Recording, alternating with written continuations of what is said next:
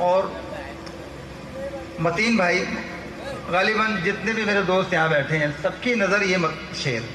ارشاد کہ تیرا پڑوسی فاقوں سے ہے وابستہ، تیرا پڑوسی پاپوں سے ہے وابستہ، تیرا پڑوسی فاقوں سے ہے وابستہ، تیرا پڑوسی فاقوں سے ہے وابستہ، تیرے گھر میں چاندی کی